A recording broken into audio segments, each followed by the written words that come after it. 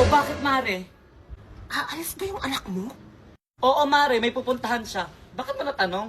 Yung anak ko din aalis? Feeling ko madidig yung dalawang yun. Nararamdaman ko. Ito ba? Hindi maaari! Bata pang anak ko! Marami pa sa pangarap! Okay. Mami, aalis na po ako.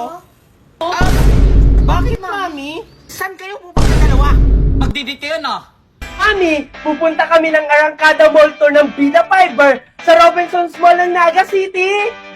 May mga pasabog na activities ang event ng Bida Fiber tulad ng mga palaro, stream at marami pang iba at may mga pinamimigay din silang mga exciting freebies. Talaga mag-i-enjoy ka hanggang dulo! Kaya dapat makapunta kami ngayong July 25 to 27. May pasabog ang Bida Fiber doon. Walang pupunta! Ano po? Walang pupunta na hindi kami kasama! Perfect! Let's go, Mare! Okay, Junjun, pinatawag kita dahil napagdesisyonan namin na hindi na namin ilalabas ang resulta ng botohan dahil ikaw na ang tatanghaling bagong presidente ng school natin. Talaga po, ma'am? Pero alam na po ba ni Marco? Oo, alam na din ni Marco at ng mga magulang nila. Dahil napagdesisyonan muna nila na hindi muna papasok sa school para sa kaligtasan ni Marco. Talaga po, ma'am? Maraming salamat po. Pangako ko po niyan, ma'am, nagagampanan ko po ng mabuti ang tungkulin ko ng pagiging presidente ng school natin. Alam ko naman, Junjun, na may tiwala ka sa'yo. So, paano yan? Good luck and congratulations sa'yo, Junjun. Mami, may good news po ako sa'yo. Oh, talaga, anak? Ano yun? Ako na po yung presidente ng school namin. Wow! Talaga ba, anak? Congratulations sa'yo! Kasi po, mami, hindi po muna papasok si Marco sa school. Mag-own study daw po muna siya dahil sa nangyari. Kaya ako po yun ginawang presidente ng school namin. Talaga ba, anak? Sobrang proud na proud ako sa'yo. Dahil dyan, pagluluto ka na ng paborito mong pagkain. O sige na, mag-bihis ka na. Magpe-prepare lang ako dito. Talaga po, mami? O sige po, excited na po ako. Walang niya talaga yung Junjun na yan. Siya pa talaga tuloy yung naging presidente ng school natin. Hindi ako papayag, Mark, kung hindi tayo makakagante. Siyempre naman, damay-damay na to. Idadamay din natin pati mama niya. So ano yung plano natin? May plano na ako, Tasha. Eh di maganda kung ganun. Excited na akong gumanti kay Junjun at kay Megan. Oh, kumalma ka. Mas grabe yung gagawin natin kaysa sa ginawa nila sa atin. Kung ano man yung gagawin, Marco, excited na ako at di ako makapaghintay. Marco, come here na. O paano ba yan, Tasha? Tinatawag na ako ni Mami. Bye, Marco! Mukhang maganda yung plano ni Marco. Yaya, yung mga gamit ko sa likod ng kotse ha, pakidala na lang sa loob ng bahay. May good news ako sa'yo, anak. Mabibigyan na ng hustisya yung mga ginawa nila sa'yo. Ha? Ano pong ginawa niyo, Mami? Kasi dahil lang naman kay Junjun, kaya nangyari sa'yo yan. Ano pong ibig yung sabihin? Kinausap ko na yung teacher mo. Ma'am Valerie, wait lang po! Oh, ano yun, Mrs. Cabral?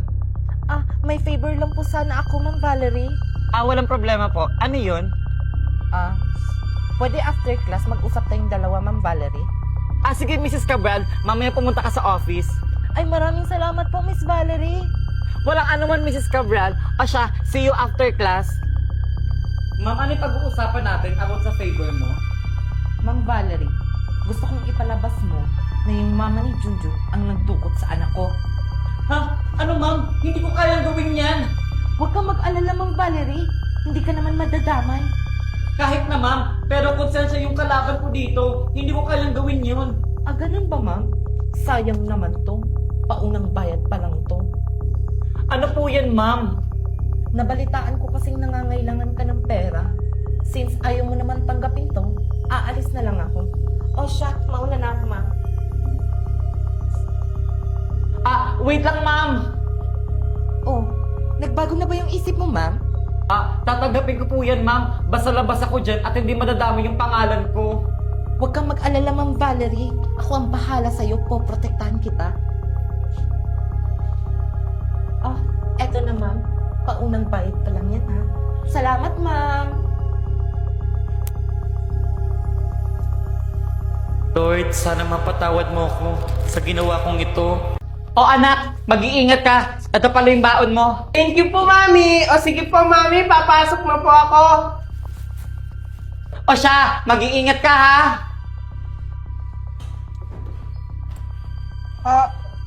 Sino po kayo?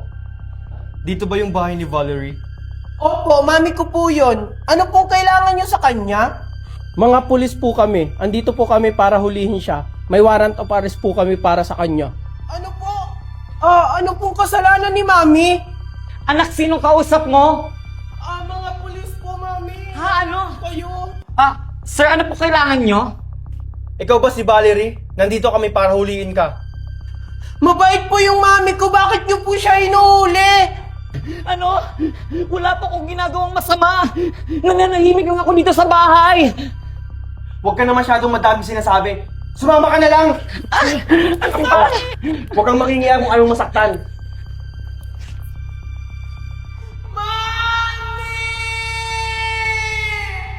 Ano ba? Bitawan niyo ako. Wala akong ginagawang masama. Yan ang nababagay sa'yo.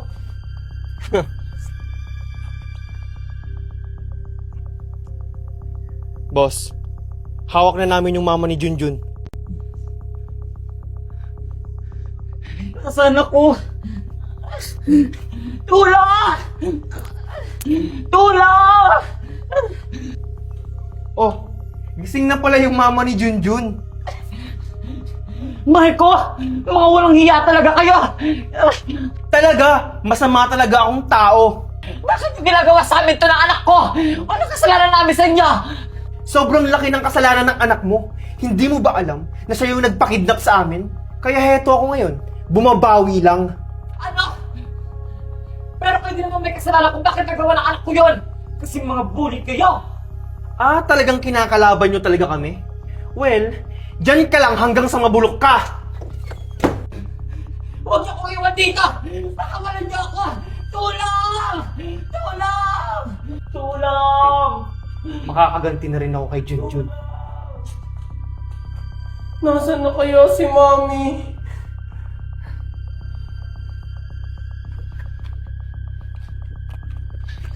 Tao po! Junjun! Junjun! Ang tao?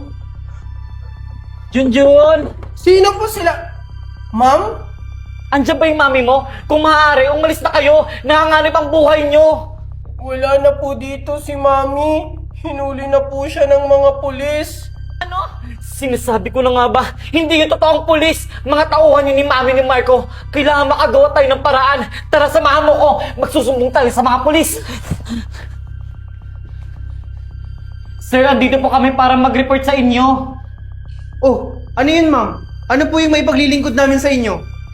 Sir, yung mami po niya kinidnap. Kailangan po namin ng tulong nyo. Ano? Anong pangalan? Kailan siya kinidnap? Anong oras? Saan?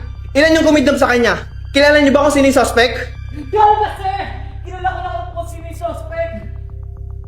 Okay, very good. Okay dyan, maghanda na kayo. May re-rescuehin tayo. Okay, sir. Okay po, sir. Huwag kang mag-alala, Junjun. Maliligtas natin ang mami mo. Things na pinasok sa puwet namin, sa akin, wala. Sige.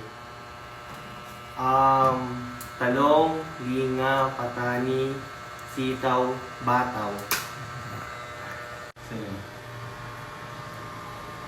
Kutsara, tinidor, pichel, pinggan, mug.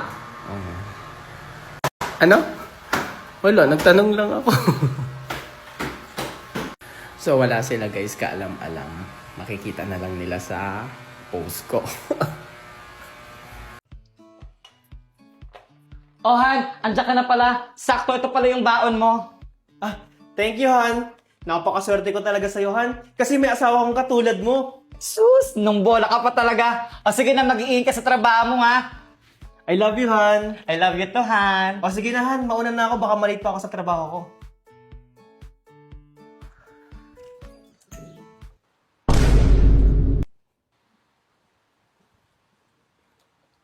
Alam mo, Valerie, sobrang perfect couple kayo. Ah, ikaw pala yan, Marites. Maganda ka, pogi si Marco. Sobrang faithful ng relasyon nyo. Kaso nga lang, hindi pa kayo nagkakaanak. Ano plano nyo sa buhay? Ano ka ba, Mare? Darating din yun sa amin. Yun nga lang, di ko alam kung kailan. Di ko ba alam kung kailan kami magkakaanak? Gustong-gusto na nga namin eh. Nagpa-check up na ba kayo? Baka sa inyo mag-asawa may problema. Oo, normal naman sabi ng doktor. Siguro, hindi pa talaga binibigay sa amin ni Lord. Ah, basta, ibibigay din sa amin yun. Sana nga, Mare. May 1K ka? Pautang mo na ako, Mare. Pambayad ko na sa bumban. Darating na kasi yun mamaya eh. Ayun, ganyan tayo eh. Buti na lang mabait ka sa akin. Ito. Thank you, Mare. Napakabait mo talaga. God bless you. Sana magkaanak ka na. O siya, Mare, may gagawin pa ako. Bayaran mo yan, ha? Alam mo ba, pre? Yung anak ko napakabibo sa school. Tingnan mo. Oo nga, pre, no, napakabibo naman ng anak mo. Kaya proud na proud ako sa anak ko eh. Ikaw, pre, kailan ka gagawa? Ang hina-hina mo naman. Di ko nga alam, pre. Lahat ginawa na namin ng asawa ko pero hindi pa rin siya mabuntis. Baka naman may problema sa inyong dalawa. Nagpa-check up na ba kayo, pre? Oo, pare, nagpa-check up na kaming dalawa. Sabi ng doktor, wala naman kaming problema. Pero kailan kayo mag-aanak, pare? Tumatanda na kayo. What if mag-ampun na lang kayo para may anak kayo? Ituring nyo na lang na anak. Ganun din naman yun. Yun nga lang, hindi galing sa inyo. Naku pare, magkakaanak din kami. Siguro hindi pa ngayon. Pero ibibigay din yun ni Lord sa amin ng asawa ko.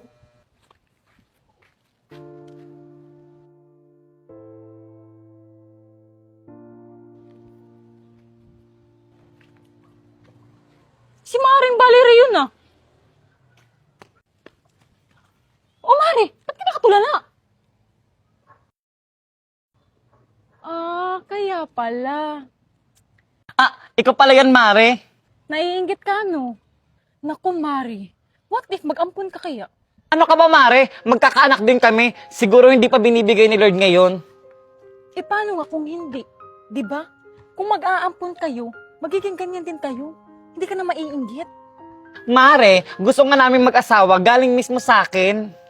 Ilang taon na nga kayong sumusubok, hindi pa rin kayo nagkakaanak. Kung ako sa inyo, mag-ampun na lang kayo. May alam akong orphanage. Ay naku, Mare, wag na natin pag-usapan yan. O sige na, magsiuwian na tayo ng mga pagluto na ako. Marco, Oh, may gagawin ka? wala naman. May challenge ako sa'yo. Pag nagawa mo yung challenge ko, sa'yo na tong box. Sige, ano ba yan? Kailangan mo makasampu ng ganito. 1, 2, 3. Ganon. Dapat makasampu ka. At nakapikit yung mata mo. Okay, Okay? 1, 2, 3, go. 1, 2, 3, 4. What? Joke lang yun, Marco. Marco, naglalaro ka ng WePlay? Oo.